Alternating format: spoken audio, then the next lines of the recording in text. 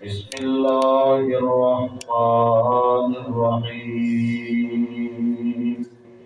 يا نساء النبي لستن كأحد من النساء. رب اشرح لي صدري ويسر لي أمري واحلل عقدة من لساني يفقهوا قولي. رب زدني علما رب زدني فهما. سبحانك لا علم لنا إلا ما علمتنا إنك أنت العليم الحكيم.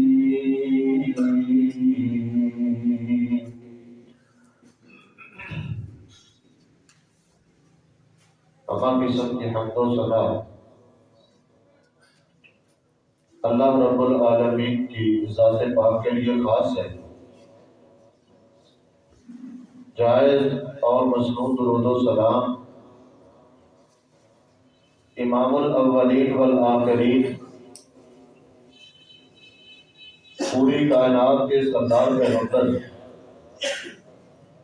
جناب محمد رسول اللہ صلی اللہ علیہ وآلہ وسلم کی ذات گرامی پر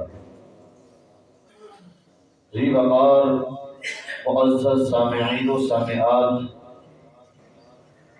سیرت امہات المؤمنین کے حوالے سے ہماری سیریز جاری ہے.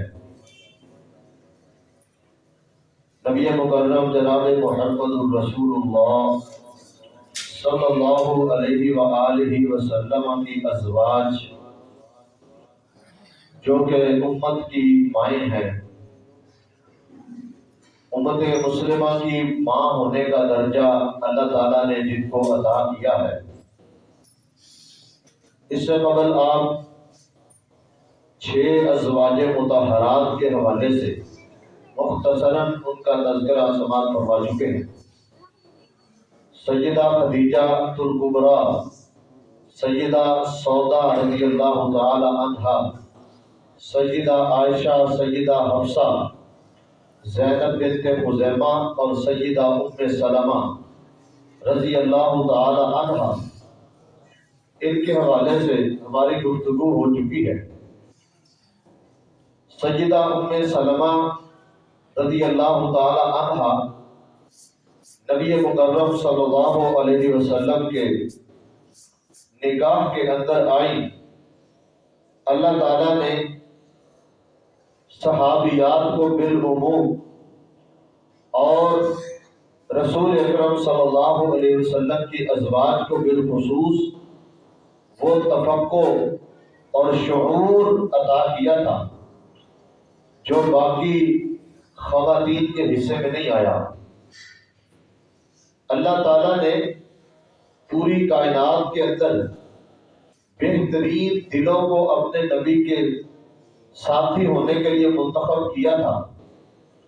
بلا شبہ اس میں کوئی شک نہیں ہے کہ رسول اللہ کی رفیقہ حیات، آپ کے دکھ درد کی اور اسی طرح نبی علیہ السلام کی غم خواری کرنے والی آپ کی بیویاں وہ صحابیات میں سے تمام میں سے افضل تھی.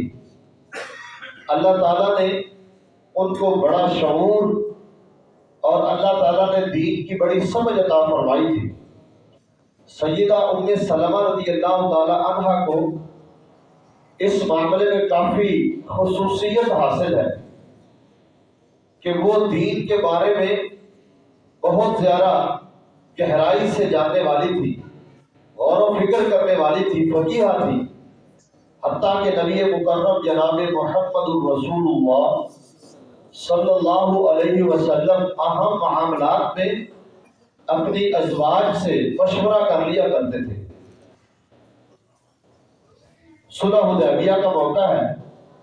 تمام صحابہ کرام اللہ کے نبی صلی اللہ علیہ وسلم کے ہاتھ پر بیعت کر چکے ہیں کہ جب تک سیدنا عثمان کا بدلہ نہیں لیا جائے گا واپس نہیں جائیں گے. بعد کے اندر صلح کے معاملات جب طے ہو گئے، نبی مکرم صلی اللہ علیہ وسلم نے صحابہ کرام کو یہ حکم دیا کہ ہم اس سال واپس چلے جائیں گے اور آئندہ سال عمرہ کرنے کے لیے آئیں گے، لہذا جو لوگ اپنے جانور ساتھ لائے ہوئے ہیں وہ یہی ذبح کر دیں اور اپنے سروں کو مڑوا لیں۔ یقیناً اللہ تعالیٰ نے نبی علیہ السلام کے ان ساتھیوں اور دوستوں کے اندر اسلام کی محبت، دین اسلام کی روح اس قدر زیادہ رکھی ہوئی تھی کہ وہ کفار کے بارے میں ذرا برابر کسی قسم کی نرمی کو خاطر میں لانے کی اجازت نہیں دے سکتے تھے۔ صحابہ کرام بڑے کبیتہ خاطر ہوئے اس معاملے میں، اور اس غم کے اندر مبتلا ہوئے، پریشان ہوئے کہ ہمارا ارادہ کچھ اور تھا۔ اللہ کے نبی صلی اللہ علیہ وسلم نے ان سے بڑی آسان شرائط کے ساتھ جانا شروع کر لی ہے، جو ان کے لیے انتہائی مفید اور آسان محسوس ہوتی ہے، جبکہ ہمارے لیے بڑی وہ کڑی ہے، سخت ہے۔ صحابہ کرام دل سے اس بات کو تسلیم کرنے کے لیے تیار نہیں تھے کہ ہمیں ان کے ساتھ شروع نہیں کرنے چاہیے، جس کی واضح مثال سیدنا عمر رضی اللہ تعالیٰ عنہ تھے۔ بہرحال پھر بھی رسول اللہ کے امتی، آپ کے صحابہ کرام، آپ کے جانثار ساتھی اللہ کے نبی کی بات کو تسلیم کرنے والے تھے۔ نبی مکرم صلی اللہ علیہ وسلم نے جب یہ حکم دیا تو صحابہ کرام آپس میں شک میں مبتلا ہو گئے، کوئی بھی اس عمل کرنے کو تیار نہیں، سب بیٹھے ہوئے ہیں۔ اللہ کے نبی صلی اللہ علیہ وسلم نے 3 مرتبہ کہا کہ اپنے سروں کو مڑوا دو، اپنے جانوروں کو یہی ذبح کر دو، واپس چلتے ہیں۔ جب آپ نے دیکھا کہ صحابہ کرام میرے اس حکم کے اندر زیادہ دلچسپی نہیں لے رہے اور خاطر خواہ جس طرح میں چاہتا ہوں اتباع نہیں کر رہے، رسول اللہ صلی اللہ علیہ وسلم پریشان ہوئے۔ سیدہ ام سلمہ کے پاس آئے اور آ کر پوچھا کہ میرے صحابہ کرام اس حوالے سے وہ کسی شک شبے کا شکار ہے اور وہ صحیح طریقے سے جس طرح میں نے ان کو کہا ہے اس طرح عمل نہیں کر رہے۔ تو سیدہ ام سلمہ رضی اللہ تعالی عنہا نے بڑا ایک بہترین مشورہ دیا، فرمایا اللہ کے نبی آپ نے 3 مرتبہ ان کو زبان سے بات کہہ دی ہے، اب آپ ایسا کریں کہ ان سب لوگوں کے سامنے اپنے سر کے بال اتروا دیں اور اپنے جانور کو ذبح کر دیں۔ جب یہ لوگ آپ کو دیکھیں گے تو یہ خود بخود عمل کریں گے۔ یہ مشورہ اتنا مفید ثابت ہوا کہ تمام صحابہ کرام نے جب نبی مکرم کو یہ کام کرتے ہوئے دیکھا تو بغیر کسی چون چرا شک شبے اور بغیر کسی لیتا لالا کے انہوں نے فوراً عمل کر لیا۔ اس لحاظ سے نبی مکرم صلی اللہ علیہ وسلم بڑے خوش ہوئے۔ تو یہ سیدہ ام سلمہ رضی اللہ عنہ کا بڑا بہترین مشورہ، حافظ ابن حجر رحمہ اللہ اس پر ایک بات دیکھتے ہیں کہ اس سے معلوم ہوتا ہے کہ اپنی بیوی سے مشورہ کر لینا چاہیے، اور یہاں سے مشورے کی اہمیت بھی ملتی ہے۔ اسی لیے تو اللہ نے قرآن مجید کے اندر فرمایا وَشَاوِرْهُمْ فِي الْأَمْرِ، اپنے صحابہ کو، بے شک آپ کے پاس میری طرف سے وحی آتی ہے، آپ نبی ہیں، آخری نبی ہیں، تمام انبیاء کے سردار ہیں، سید الرسل ہیں، لیکن معاملات کے اندر اپنے صحابہ کے ساتھ ضرور مشورہ کیجیے۔ وَشَاوِرْهُمْ فِي الْأَمْرِ، تو مشورے کی بڑی اہمیت ہے، اور خاص طور پر اپنے مخلص دوستوں کے ساتھ، مخلص ساتھیوں کے ساتھ انسان کو مشورہ کرنا چاہیے، اس کے انسان کو بہت زیادہ نتائج ملتے ہیں۔ اور شورا کا جو نظام ہے، مشورے کا جو نظام ہے، اسلام نے ہمیں دیا ہے، خلفائے راشدین نے دیا ہے، ان کی مجالس شورا ہوتی تھی اور تمام معاملات مشورے سے طے پاتے تھے۔ اس کے بہت زیادہ فوائد حاصل ہوتے ہیں۔ ایک تو مشورے کی اہمیت، دوسری یہ بات معلوم ہوتی ہے قول کی بنسبت عمل کا فائدہ زیادہ ہوتا ہے۔ انسان زبان سے تبلیغ کرتا رہے، بے شک یہ بہت بڑا فریضہ ہے، بہت بڑا کام ہے، لیکن جتنا عملی کردار اور عمل کر کے دکھانا اور عمل کرنا یہ زیادہ فوائد لاتا ہے، اتنے زیادہ فوائد صرف قول سے نہیں آتے۔ اللہ کے نبی صلی اللہ علیہ وسلم نے جہاں پر اپنے صحابہ کرام کو اپنے فرامین سنائے ہیں، حکم جاری کیے ہیں، اللہ کے نبی کے اقوال ہیں، احادیث ہیں، وہیں پر نبی علیہ الصلوۃ والسلام کی فعلی احادیث بھی ہیں کہ آپ نے اپنے صحابہ کے سامنے وہ اعمال کر کے دکھلائے ہیں، اور اللہ کے نبی صلی اللہ علیہ وسلم نے اس قدر حد سے زیادہ وہ بہترین طریقے سے اعمال سر انجام دیے کہ صحابہ کرام اللہ کے نبی کو دیکھ کر نماز کے اندر جوتے اتار دیتے ہیں۔ حالانکہ اللہ کے نبی صلی اللہ علیہ وسلم نماز پڑھا رہے ہیں، گندگی کی وجہ سے جوتا اتارا، صحابہ نے سوال نہیں کیا، پوچھا نہیں، کسی شک میں مبتلا نہیں ہوئے، فوراً جوتے اتار دیے۔ اس کا مطلب کیا ہے کہ انسان کا جو فعل ہوتا ہے اس کا بڑا اثر ہوتا ہے۔ تو قول کے ساتھ ساتھ کام کر کے دکھانا، عملی کردار پیش کرنا، یہ ہمارے لیے ضروری ہے۔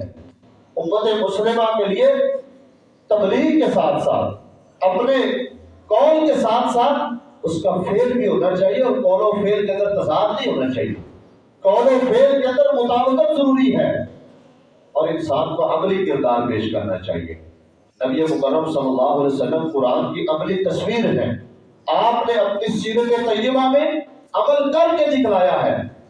اس لیے آج اگر ہم نے لوگوں کو دین اسلام کے قریب کرنا ہے، اپنے قریب لانا ہے، دین کے قریب کرنا ہے، تو ہمیں اپنے اعمال اور کردار بھی درست کرنا پڑیں گے۔ آج میں بڑے اچھے طریقے سے واعظ کر لوں گا، بیان کر دوں گا، لیکن میرا اپنا عمل اور کردار بالکل زیرو ہے، اس کا مجھے بھی نقصان ہے اور اس کا غلط اثر لوگوں پر بھی پڑے گا۔ اس لیے ہمارا سب کا یہ فرض بنتا ہے کہ ہمارے قول کے ساتھ ساتھ، بات کے ساتھ ساتھ عملی کردار بہترین ہونا چاہیے، عملی نمونہ پیش کریں۔ اللہ کے نبی صلی اللہ علیہ وسلم نے مکے کے اندر لوگوں کے سامنے عملی نمونہ پیش کیا، مدینے میں عملی نمونہ پیش کیا۔ کتنے لوگ اللہ کے نبی صلی اللہ علیہ وسلم کے افعال کو دیکھ کر، آپ کے اخلاق اور کردار سے متاثر ہو کر اسلام قبول کر گئے اور اسلام کے نزدیک آ گئے۔ اس کا تجربہ کر کے دیکھ لیں، اللہ کے فضل و کرم سے اس کے خاطر خواہ نتائج ہمیں وصول ہو سکتے ہیں۔ اسی طرح یہ بھی معلوم ہوا کہ سیدہ ام سلمہ انتہائی زیادہ دانشور تھی، انتہائی زیادہ عقل مند خاتون تھی، اور رسول اللہ صلی اللہ علیہ وسلم کو بہترین مشورے سیدہ ام سلمہ دیا کرتی تھی۔ سیدہ ام سلمہ رضی اللہ تعالی عنہا کے فضائل میں یہ بات بھی شامل ہے کہ انہوں نے اپنی آنکھوں سے سیدنا جبریل کو دیکھا ہے۔ ایک دفعہ نبی مکرم صلی اللہ علیہ وسلم سیدہ ام سلمہ کے پاس تشریف فرمائے۔ بخاری مسلم کے اندر روایت ہے کہ جناب سیدنا جبریل، ایک صحابی رسول دہیہ قلبی، ان کی شکل و صورت کے اندر رسول اللہ کے پاس تشریف لائے، آپ سے باتیں کی اور پھر چلے گئے۔ آپ نے سیدہ ام سلمہ سے پوچھا پتہ ہے کون آئے تھے؟ کہا آپ کے صحابی دہیہ قلبی آئے تھے۔ فرمایا نہیں، یہ جبریل تھے جو میرے ساتھ باتیں کرتے رہے اور یہاں بیٹھے رہے ہیں۔ تو یہ شرف اور مقام سیدہ ام سلمہ کو بھی حاصل ہے۔ علامہ قرطبی رحمہ اللہ فرماتے ہیں کہ دہیہ قلبی نبی علیہ السلام کے جو صحابی تھے بہت زیادہ خوبصورت انسان تھے، اللہ نے ان کو بڑی خوبصورتی سے نوازا تھا۔ اسی لیے سیدنا جبریل علیہ السلام جب اللہ کے نبی کے پاس انسانی شکل میں آتے تھے تو دہیہ قلبی کی صورت میں آیا کرتے تھے۔ اسی طرح سیدہ ام سلمہ کا اگر فقہی مقام و مرتبہ ہم دیکھیں تو احادیث کو زبانی یاد کرنا، دینی مسائل اور شرعی امور کے اندر سیدہ ام سلمہ کو درجہ کمال حاصل تھا، بلکہ ان کا شمار فقیہ صحابیات جو انتہائی زیادہ فقہ کے اندر گہرائی رکھنے والی تھی ان کے اندر شمار ہوتا ہے۔ بلکہ الاحکام فی اصول الاحکام کے اندر علامہ حامدی نے ایک بات ذکر کی ہے کہ نبی مکرم صلی اللہ علیہ وسلم کے دور میں نا چند صحابہ کرام ایسے تھے جن کا فتویٰ چلتا تھا، لوگ جن سے مسائل اللہ کے نبی کے دور میں پوچھا کرتے تھے اور ان کا فتویٰ بڑا مسلم تھا، نبی علیہ السلام اس کی تائید بھی کرتے تھے، اور ان کے اندر سیدہ ام سلمہ رضی اللہ تعالی عنہا کا نام بھی شامل ہے۔ 13 صحابہ کرام ایسے تھے جو اللہ کے نبی کے دور میں مسند فتویٰ پر یوں سمجھے فائز تھے، ان کے فتوے کی بڑی اہمیت ہوتی تھی۔ ان میں سے ایک سیدہ ام سلمہ رضی اللہ تعالی عنہ نے 387 احادیث کو اللہ کے نبی صلی اللہ علیہ وسلم سے بیان کیا ہے۔ سیدنا عبداللہ ابن عباس، ابو سعید خدری، ان جیسے بڑے بڑے جہابذہ قسم کے علماء اور صحابہ کرام اور حبر الامہ ابن عباس رضی اللہ تعالیٰ عنہ جیسے لوگ سیدہ ام سلمہ کے تلامذہ، ان کے شاگردوں میں شامل ہیں۔ یہ اللہ تعالیٰ نے مقام و مرتبہ سیدہ ام سلمہ کو عطا فرمایا تھا۔ تابعین کے اندر بلکہ سیدہ عائشہ رضی اللہ تعالی عنہا بھی سیدہ ام سلمہ سے سیکھا کرتی تھی، ان کی شاگردہ تھی۔ اسی کے ساتھ ساتھ تابعین کے اندر سید التابعین سعید بن مسیب رحمہ اللہ اور عبداللہ ابن عباس کے بڑے مایہ ناز شاگرد امام مجاہد، عطا بن ابی رباح، ان جیسے بڑے بڑے علماء، بڑے بڑے فقیہ، یہ سیدہ ام سلمہ رضی اللہ تعالیٰ کے شاگردوں میں شامل ہیں۔ تو اس لحاظ سے پتہ چلتا ہے کہ اللہ تعالیٰ نے دین کے اندر خاصی سمجھ اور فقہ اور ایک وافر مقدار میں اللہ نے دین کا علم سیدہ ام سلمہ کو عطا کر رکھا تھا۔ سیدہ ام سلمہ رضی اللہ تعالیٰ عنہ بھی دیگر صحابیات اور ازواج کی طرح جہاد کے اندر اللہ کے نبی کے ساتھ شریک ہوتی تھی۔ غزوہ خیبر کے اندر جو بڑا اہم غزوہ تھا مسلمانوں کے لیے، جس کے اندر اللہ تعالیٰ نے مسلمانوں کو دین کے سب سے بڑے دشمن یہودیوں کے خلاف مسلمانوں کو ایک عظیم فتح سے جو ہے وہ سرفراز کیا، اور مسلمانوں نے دین کے لیے، اسلام کے لیے کفار کا، یہودیوں کا ایک بہت بڑا قلعہ فتح کیا، اور بڑے بڑے نامور قسم کے یہودی اس غزوے کے اندر قتل ہوئے۔ اللہ تعالیٰ نے مسلمانوں کو بہت بڑی کامیابی دی۔ اس کے اندر سیدہ ام سلمہ رضی اللہ تعالی عنہا بھی شریک تھی۔ اسی طرح سیدہ ام سلمہ رضی اللہ تعالی عنہا یہ فتنے کو بہت جلدی پہچان لیتی ہے۔ فتنے کو پہچاننا یہ عامی بندوں کا کام نہیں ہے، بلکہ جب فتنہ آتا ہے تو بڑے ماہر قسم کے علماء اور مجتہدین وہ اس فتنے کو پہچانتے ہیں کہ یہ امت کے لیے فتنہ ہے۔ لیکن جو عام لوگ ہوتے ہیں وہ جب فتنہ آ کے چلا جاتا ہے تب ان کو پتا چلتا ہے کہ یہ بھی ایک فتنہ تھا۔ سیدہ ام سلمہ رضی اللہ تعالی عنہا فتنوں کے دور میں خاص طور پر ان حالات کے اندر جب مسلمانوں کا آپس کے اندر ایک دوسرے کے ساتھ کلیش اور لڑائی جھگڑے چل رہے تھے، یہ دونوں گروہوں سے دور رہی ہے۔ جن حالات کے اندر جنگ جمل اور جنگ صفین جیسے واقعات سیدنا علی کے دور میں پیش آئے، ان حالات کے اندر سیدہ ام سلمہ رضی اللہ تعالی عنہا نے اپنے آپ کو الگ رکھا تھا۔ رسول اللہ کی حدیث بھی ہے نا، آپ نے فرمایا کہ فتنوں کے دور کے اندر وہی شخص کامیاب ہوگا جو ان فتنوں سے الگ ہو کر الگ تھلگ ایک پہاڑ کی چوٹی پر زندگی گزارے گا۔ بلکہ ایک روایت میں آپ نے فرمایا فتنوں کے دور میں وہی شخص بچے گا جو اپنے گھر کا دروازہ بند کر لے گا۔ مطلب کیا ہے؟ جو ان فتنوں سے دور رہے گا۔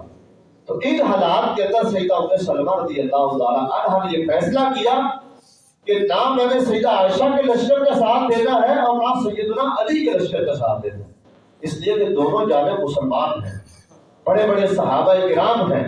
یہ غلط فہمی ہوگی ان کے درمیان اور آپس کے اندر جھگڑ پڑے، جس کا نقصان بہت زیادہ مسلمانوں کو ہوا۔ سیدہ ام سلمہ رضی اللہ تعالیٰ عنہ نے اپنے آپ کو ان فتنوں سے بھی دور رکھا ہے۔ سیدہ ام سلمہ رضی اللہ تعالیٰ کے فضائل بہت زیادہ ہیں۔ تو سیدہ ام سلمہ 59 ہجری کے اندر 84 سال کی عمر میں انہوں نے وفات پائی۔ ایک نظریہ ایک قول یہ ہے، لیکن یہ بات زیادہ درست نہیں ہے۔ ابن حبان کہتے ہیں کہ سیدہ ام سلمہ کی وفات 61 ہجری کے آخر میں سیدنا حسین رضی اللہ عنہ کی شہادت کے بعد ہوئی ہے، اور واقعہ کربلا کے بعد ان کی وفات ہوئی ہے۔ اس کی دلیل وہ یہ بھی دیتے ہیں کہ سیدنا حسین رضی اللہ عنہ کی جب شہادت ہوئی ہے واقعہ کربلا کے میدان میں، اس کی قبر سیدنا ام سلمہ کے پاس پہنچی ہے۔ اس کا مطلب اس وقت کی حیات تھی، ابھی زندہ تھی، اس کے بعد سیدہ ام سلمہ رضی اللہ تعالی عنہا نے وفات پائی ہے۔ مدینہ منورہ کے اندر ان کا جنازہ ہوا۔ راز کہتے ہیں سیدہ سیدنا ابو ہریرہ نے ان کا غالباً نماز جنازہ پڑھایا اور بقی قبرستان کے اندر اللہ تعالیٰ کے حضور یہ پیش ہو گئی، دفن ہو گئی۔ قبر کے اندر ان کے بیٹوں نے ان کو اتارا۔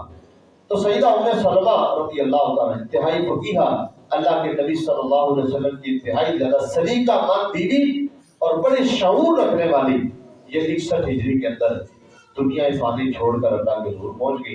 اللہ تعالیٰ ہماری اس ماں جی کی قبر پر کروڑوں رحمتیں نازل فرمائے اور اللہ تعالیٰ ہمیں صحیح معنوں میں ان کی سیرت اور کردار پر عمل کرنے کی توفیق عطا فرمائے۔ 7ویں نمبر پر رسول اللہ صلی اللہ علیہ وسلم کے حوالہ عقل میں آنے والی جو خوش نصیبہ ہیں وہ سیدہ جویریہ بنت حارث رضی اللہ تعالی عنہا ہے۔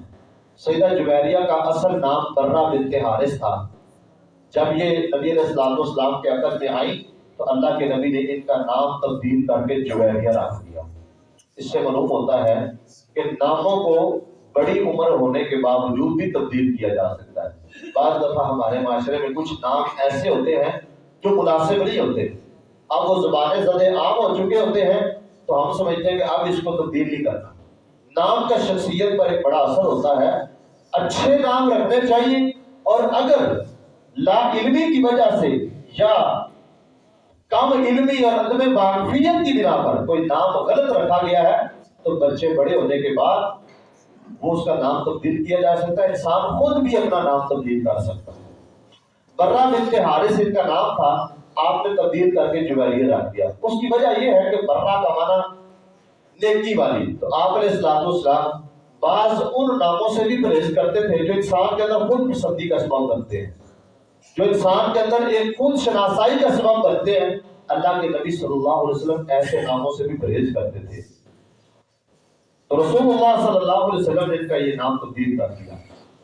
ان کے والد جو حارث بن زرار تھے اپنی قوم کے سردار تھے اور اپنے قبیلے کے انتہائی معزز فرد جانے جاتے تھے۔ وہ بھی اللہ کے نبی صلی اللہ علیہ وسلم کے حضور آ کر انہوں نے بھی کلمہ پڑھ کر اسلام قبول کر لیا تھا۔ پہلی شادی ان کی مصافع بن صفوان کے ساتھ ہوئی 5 ہجری کے اندر، جب غزوہ مریسی ہوا ہے بنو مصطلق کے مقام پر، تو اس مقام پر بنو مصطلق قبیلے کے ساتھ جو غزوہ ہوا ہے جس کو غزوہ مریسی بھی کہتے ہیں اور غزوہ بنو مصطلق بھی کہتے ہیں، اس کے اندر جو لوگ مسلمانوں کے ہاتھ قیدی آئے تھے ان کے اندر ایک سیدہ جویریہ بنت حارث رضی اللہ تعالی عنہا بھی شامل تھی۔ ام المومنین جویریہ بنت حارث، ان کے پہلے خاوند اسی جنگ کے اندر قتل ہو گئے تھے، جن کا نام مصافع بن صفوان تھا۔ جب یہ جنگ ہوئی تو اس کے بعد جب مسلمانوں کے اندر مال غنیمت تقسیم ہوا، قیدی تقسیم ہوئے، تو یہ سیدہ جویریہ ثابت بن قیس بن شماس یا ان کے چچا زاد بھائی کے حصے میں آئی۔ تو یہ ایک بڑی معزز قبیلے کی خاتون تھی اور ایک یوں سمجھے بادشاہ کی بیٹی تھی اور بڑے ناز و نعمت میں پلنے والی اور بڑی جو ہے نا وہ خوش گوار زندگی گزارنے والی خاتون تھی۔ انہوں نے یہ بڑا اپنے لیے محسوس کیا کہ میں اگر لونڈی بن کے رہی تو یہ میرے لیے مناسب نہیں، نہ میرے قبیلے کی عزت کا باعث ہے۔ انہوں نے نا اپنے خاوند کے ساتھ، یعنی جن کے حصے میں یہ آئیں، ان کے ساتھ مکاتبت کر لی، یہ طے کر لیا کہ اتنے پیسے میں دے کر آپ کو آزاد ہو جاؤں گی۔ وہ بھی رضامند ہو گئے۔ پھر یہ رسول اللہ صلی اللہ علیہ وسلم کے پاس آئیں اور آ کر ساری بات جو ہے نا اللہ کے نبی صلی اللہ علیہ وسلم کے سامنے رکھی کہ میرا ارادہ ہے کہ میں پیسے ادا کر کے، قیمت ادا کر کے آزاد ہو جاؤں، میں اس طرح زندگی گزارنا نہیں چاہتی۔ اللہ کے نبی صلی اللہ علیہ وسلم نے اس نبی علیہ السلام سے تعاون کی اپیل کی کہ آپ میرا تعاون کریں، مالی طور پر مجھے کچھ امداد دیں تاکہ میں وہ پیسے ادا کر کے آزاد ہو جاؤں۔ اللہ کے نبی صلی اللہ علیہ وسلم نے فرمایا کیا میں تجھے اس سے بہترین پیشکش نہ پیش کروں؟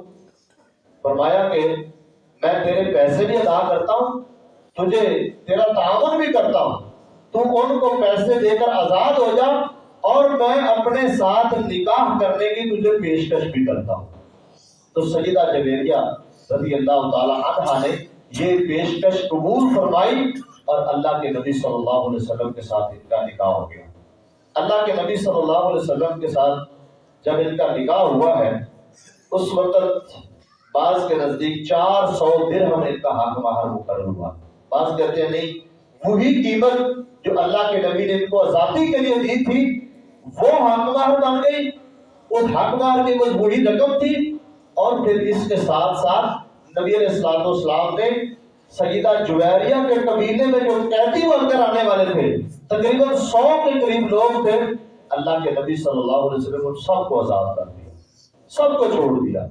اس لحاظ سے سیدہ جویریہ یہ اپنے قبیلے کے لیے انتہائی زیادہ عزت اور شرف کا باعث بنی، اور نبی علیہ الصلوۃ والسلام نے ان کی وجہ سے ان کے قبیلے کے بہت سارے لوگوں کو آزاد کر دیا۔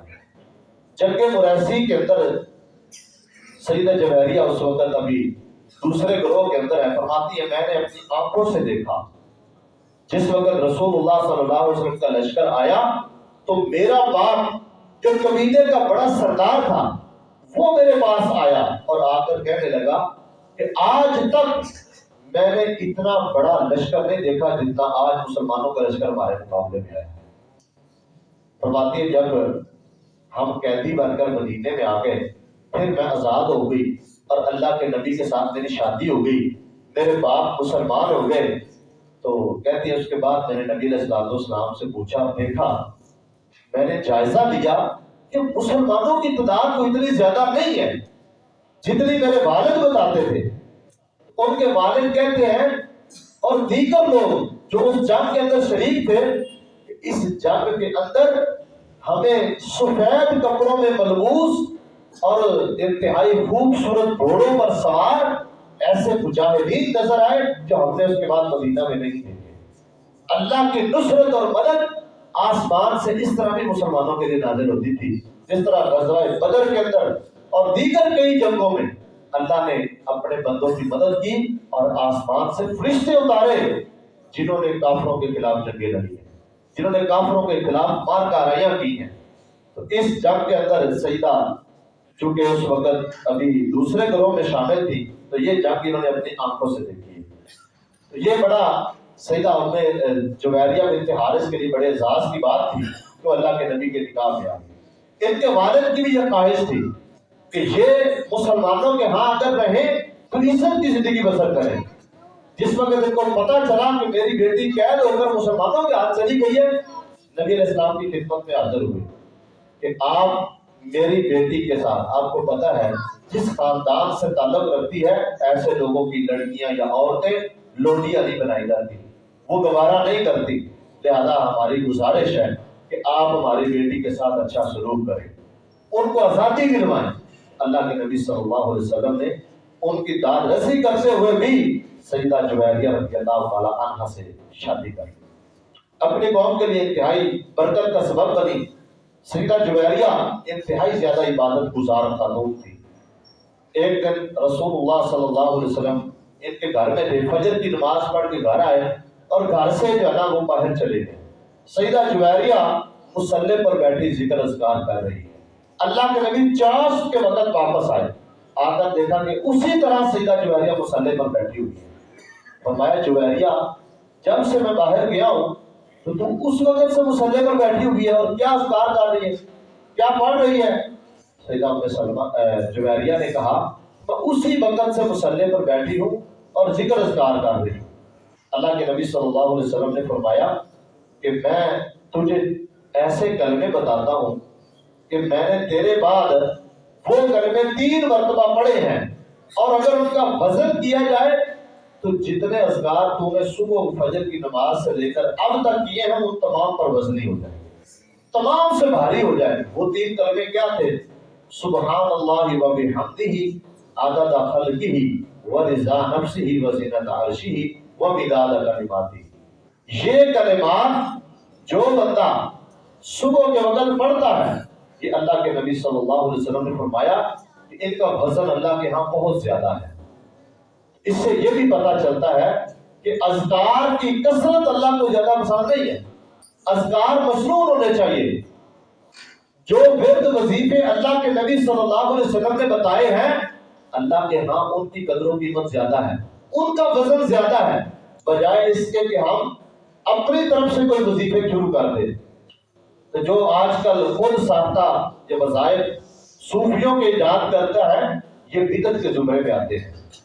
کچھ صوفی حضرات مختلف قسم کے اپنی طرف سے ایسے اذکار ایجاد کر لیتے ہیں، اور وہ ان کی بڑی بڑی فضیلتیں پھر وہ اپنے مریدوں کو اور وہ اپنے جو گمراہ کن ہوتے ہیں ان کو بیان کرتے ہیں، وہ بھی انہیں پر ساری زندگی اسی پر بسر ہو جاتی ہے۔ یہ درست نہیں ہے۔ ایسے وظائف اور ایسے خود ساختہ جو ہے نا وہ اوراد جو ہیں یا ورد ہیں، ان سے بچنا چاہیے۔ مسنون اذکار اللہ کے نبی کی زبان سے جو نکلنے والے ہیں وہ اللہ کو پسند بھی زیادہ ہے، ان کا اللہ کے ہاں وزن بھی زیادہ ہے، اور وہ شرف قبولیت کا باعث بھی زیادہ رکھتے ہیں، اور وہ انسان کے لیے مفید بھی زیادہ ہے، حفاظت کا ذریعہ اور سبب بھی ہے۔ اس لیے اس سے پتہ چلتا ہے کہ اپنے ورد وظیفے چھوڑ کر جو اللہ کے نبی نے سکھایا وہی کیے جائیں، اور اللہ کے نبی صلی اللہ علیہ وسلم سے بہت سارے وظائف منقول ہیں۔ آپ علیہ الصلوۃ والسلام نے کتنے وظائف بتائے ہیں جو امت کے لیے انتہائی زیادہ مفید اور جنم فائدے کا سامان ہے۔ اس لیے صحیح جو ورد وظیفے ہیں مسنون اذکار ان کا اہتمام کرنا چاہیے۔ سیدہ جویریہ رضی اللہ تعالی عنہ انتہائی زیادہ صابرہ شاکرہ خاتون تھی، بھوک پر گزارا کر دیا کرتی تھی۔ یہ تو آپ کو پتہ ہے نا کہ نبی علیہ الصلوۃ والسلام کے گھر میں 2 ماہ چولہا نہیں جلتا تھا۔ آج میرے خیال میں ہمارے اوپر اس طرح کے حالات ابھی نہیں آئے۔ ہم اجتماعی طور پر ایک بہت بڑی مصیبت کا شکار ہے، اور وہ مصیبت ہے اللہ کی ناشکری۔ حالات بدلتے رہتے ہیں، مہنگائی معاشی تنگی آتی رہتی ہے، کوئی شک نہیں ہے کہ یہ آزمائش ہوتی ہے اللہ کی طرف سے، لیکن مسلمانوں کو چاہیے کہ وہ ان حالات کے اندر اللہ کا شکر ادا کرے، اللہ کی ناشکری نہ کرے، نیک اعمال کرے، استغفار کرے، توبہ کرے۔ اللہ کے نبی صلی اللہ علیہ وسلم کے پوری کائنات کے سردار اور تمام انبیاء سے افضل، اللہ کی ذات کے بعد اس دنیا میں سب سے افضل ہستی نبی مکرم صلی اللہ علیہ وسلم کی ہے، خاتم الانبیاء ہیں۔ تو آپ کے گھر کی یہ حالت ہے کہ سیدہ عائشہ فرماتی ہے، صحابیات کہتی تھی ازواج مطہرات کہ 2-3 چاند طلوع ہو جاتے تھے، 2-3 ماہ گزر جاتے تھے، ہمارے گھر میں آگ نہیں جلتی تھی، پکانے کے لیے کچھ نہیں ہوتا تھا، سالن نہیں ہوتا تھا، روٹی سوکھی کھایا کرتی تھی، کھجوروں پر گزارا، پانی پر گزارا کرتی تھی۔ کتنی ایسی روایات ہیں جن میں یہ ملتا ہے کہ نبی علیہ السلام کئی دن صرف کھجور اور پنیر پر گزارا کرتے تھے۔ اللہ تعالیٰ نے تو ہمیں بہت کچھ دیا ہوا ہے۔ اگر ہم اپنا جائزہ لیں تو آج جو خوراک ہم کھا رہے ہیں یا جو چیز ہم کھاتے اور پہنتے ہیں، اس سے 10, 15, 20 سال پیچھے چلے جائیں تو اس سے کہیں ہم بہتر ہیں۔ آج ہمارے کپڑے، آج ہماری ملبوسات، ہمارے کھانے پینے کی چیزیں، رہن سہن کے طور طریقے اس سے زیادہ ناز و نعمت والے ہیں۔ ہم اس لحاظ سے بچت نہیں کرتے، لیکن رونا روتے ہیں معاشی تنگی کا، مہنگائی کا۔ یہ بھی ایک ناشکری کے زمرے میں آتا ہے۔ اللہ تعالیٰ نے جو کچھ دیا ہے اس پر شکر کریں، اللہ اور زیادہ دے گا۔ تو یہ نبی علیہ السلام کے دور میں فاقہ کشیاں ہوتی تھی۔ ایک دفعہ مدینے کے اندر اللہ کے نبی صلی اللہ علیہ وسلم سے صحابہ کرام نے شکایت کی، اللہ کے نبی غلط سے وسعر لنا، بھاؤ بڑے بڑھ گئے ہیں، مہنگائی بہت زیادہ ہوگی، آپ قیمتیں مقرر کر دیں۔ آپ نے فرمایا یہ مارکیٹ منڈی کے لحاظ سے قیمتیں اوپر نیچے ہوتی رہتی ہیں، ان کے لیے میں اپنے جو مزدور ہیں، تاجر ہیں یا دیگر کے لوگ ہیں ان پر ضرور زیادہ